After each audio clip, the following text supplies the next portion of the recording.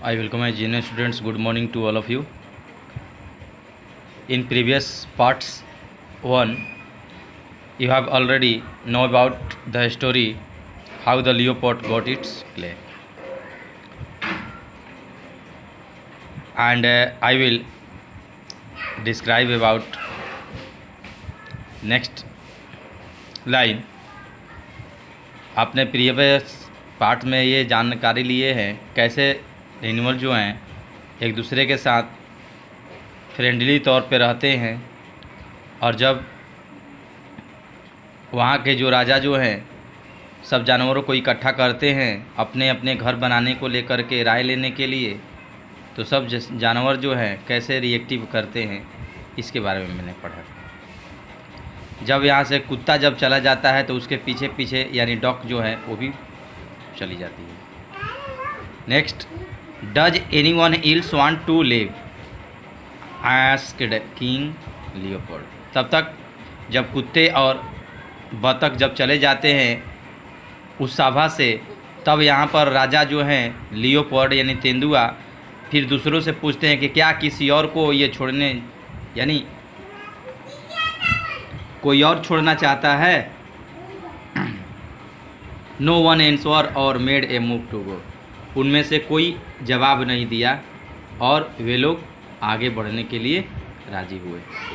Very well said the king Leopold. तब तक जो किंग जो लियोपोल्ड था वह बोला कि बहुत बहुत अच्छी बात है, let the rest of us build the village hall. चलिए हम अब सब मिल कर के एक विलेज हॉल का निर्माण करेंगे जिसमें ताकि सब लोग आराम कर सकेगा। नेक्स्ट पैराग्राफ,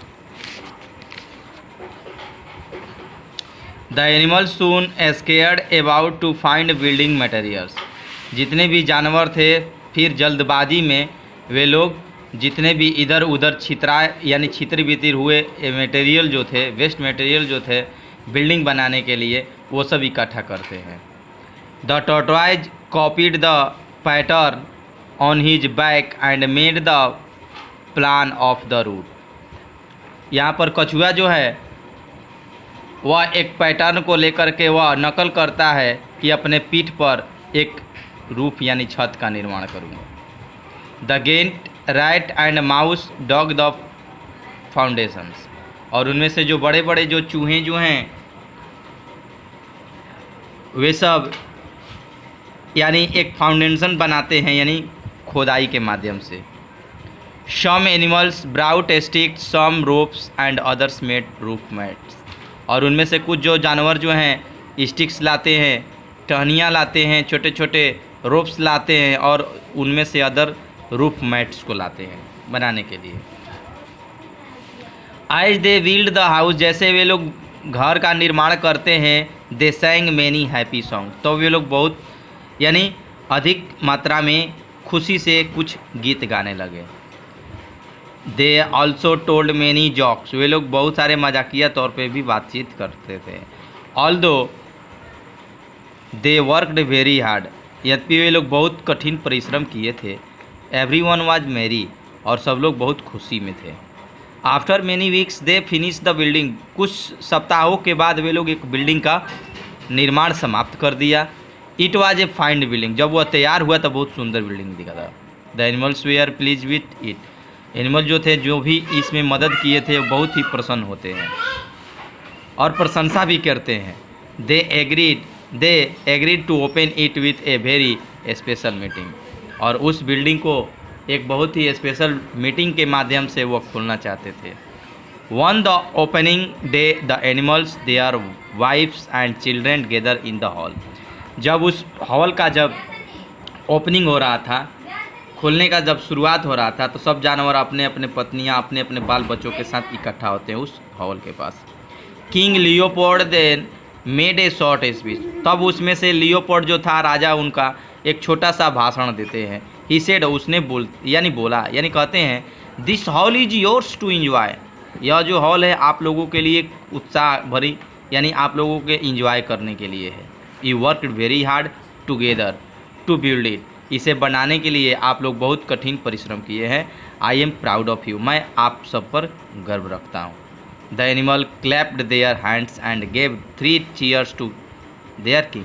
तब जितने भी जानवर जो थे इकट्ठा हुए थे अपने अपने हाथ खोल करके उसको तालिया से यानी स्वागत करते हैं राजा के यानी बातों पर, और 3 यानी चीयर्स करते हैं। From that they rested in the new hall whenever they return from their farm. जब वो लोग अपने अपने क्षेत्र से जब गुजर करके आ रहे थे तो उसी बिल्डिंग में वे लोग एक साथ इकट्ठा होकर के रहने लगे। But the dog and the duck kept away from the hall.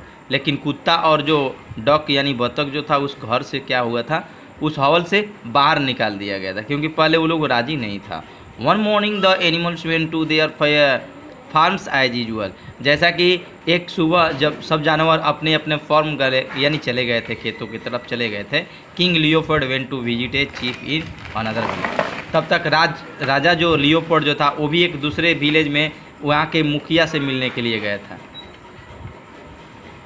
Eight first the sun was shining, यानी शुरुआती में सूरज जो था बहुत चमकीला यानी था, यानी चमक रहा था। Then strong winds began to well, और तब अचानक एक भारी वाइन यानी विंड जो है, हवा के झोंके जो है बहने लगती है।